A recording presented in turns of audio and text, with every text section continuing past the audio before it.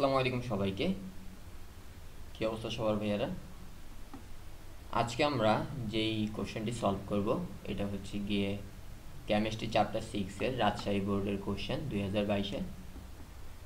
খুবই গুরুত্বপূর্ণ, সবাই ভালো করে খেয়াল করবা যাতে যে বোর্ড স্ট্যান্ডার্ড কোশ্চেন, যাতে তোমরা সবাই কোশ্চেনটি সলভ করতে পারো। এই টাইপের কোশ্চেনগুলো বোর্ডে এসে থাকে অধ্যায় 6 থেকে। তো চলো আমরা প্রবলেমটি স্টার্ট করি। কি বলতেছে দেখো, এখানে কি দিছে, একটার মধ্যে দিচ্ছে হাইড্রোজেন ক্লোরাইড এবং অন্যটিতে আছে সোডিয়াম হাইড্রোক্সাইড। ঠিক আছে, প্রথম কোশ্চেন আমাদেরকে কি বলছে যে উদ্দীপকের অ্যাসিড দ্রবণটি কি জানতে চাইছে ভাইয়া? মোলারিটি জানতে চাইছে। ঠিক আছে, এটা তোমাদেরকে খুব ভালো করে খেয়াল রাখতে হবে যে কি জানতে চাইছে, মোলারিটি জানতে চাইছে। অ্যাসিড দ্রবণ, অ্যাসিড কোনটা এখানে? HCl, এই যে প্রথম যেটা, এটা হচ্ছে কি অ্যাসিড, কারণ হাইড্রোক্লোরিক অ্যাসিড। ঠিক আছে, আর সোডিয়াম হাইড্রোক্সাইড এটা হচ্ছে কি একটা ক্ষার। আমাদের অ্যাসিড দ্রবণটা কি জানতে চাইছে? মোলারিটি জানতে চাইছে। তো চলো এটা আমরা কিভাবে সলভ করবা দেখে নিই।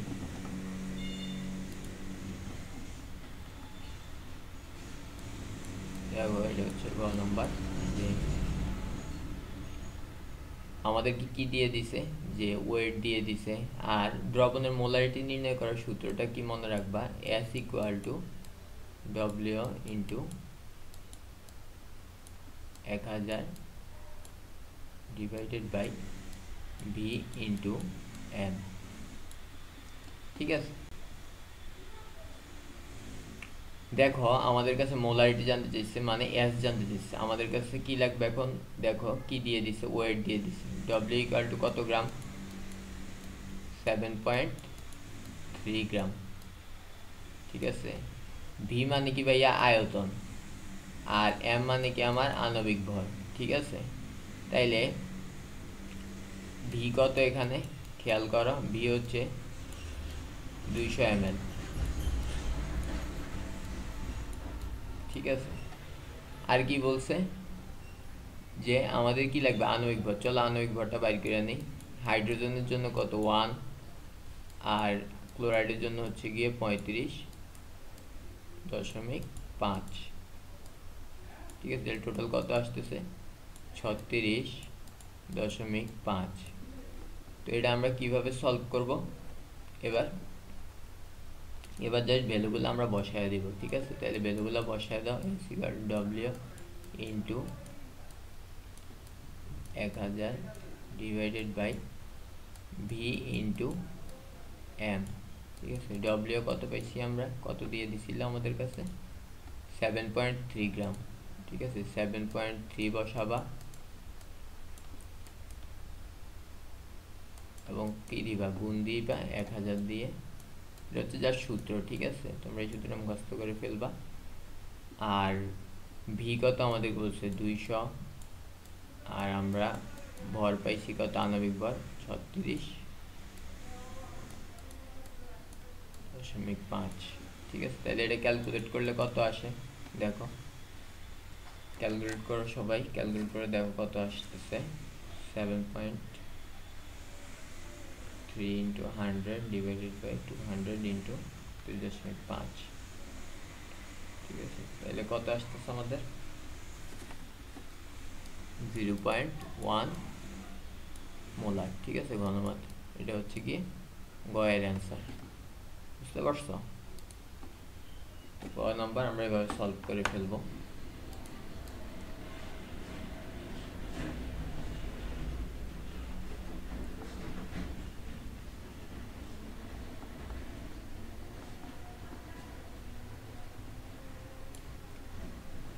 আচ্ছা, এবার দেখো ঘ নাম্বারটা খুবই গুরুত্বপূর্ণ আরেকটি অঙ্ক, প্রায়শই পরীক্ষা এসে থাকে। কি জানতে চাইছে?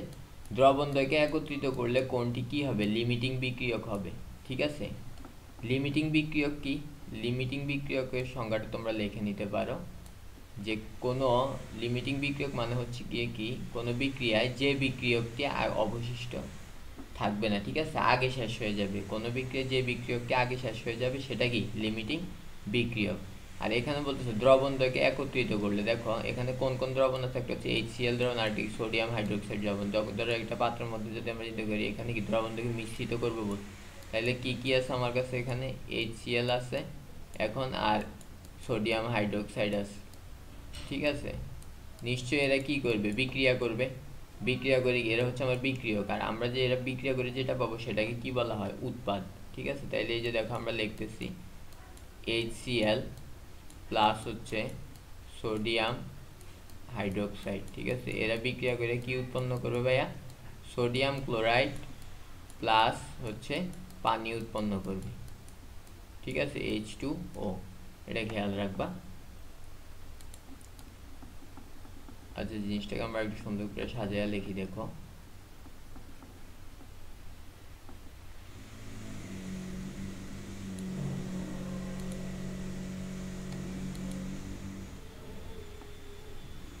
আচ্ছা দেখো যে কি প্রথমে কি হয়? HCl plus sodium hydroxide. ঠিক আছে, বিক্রিয়া করে কি উৎপন্ন করবে? সোডিয়াম ক্লোরাইড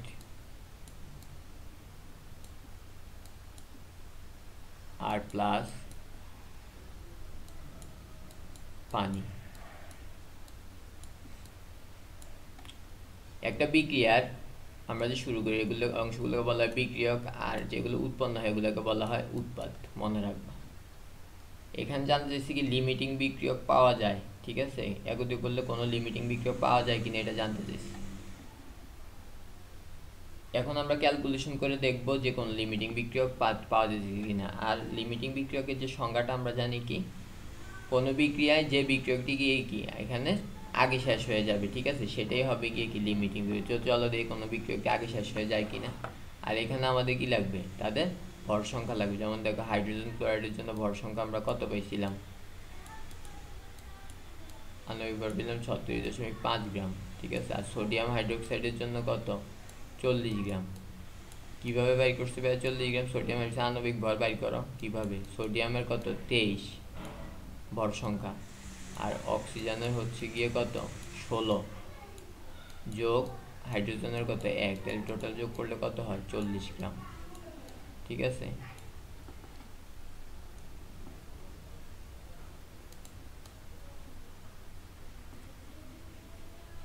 আচ্ছা দেখো তো এখন আমরা এটা কিভাবে ক্যালকুলেট করব? কি লিখবো? যে 36.5 গ্রাম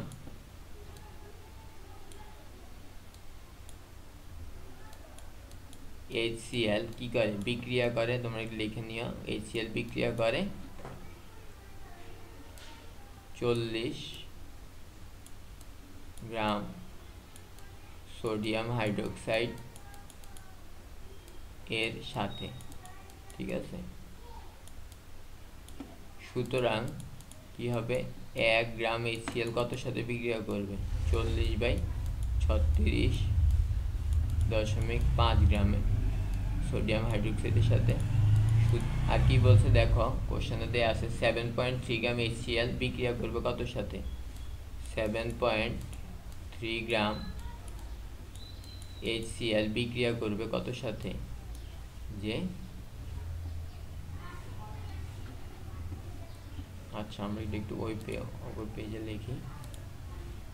দেখো 36.5 গ্রাম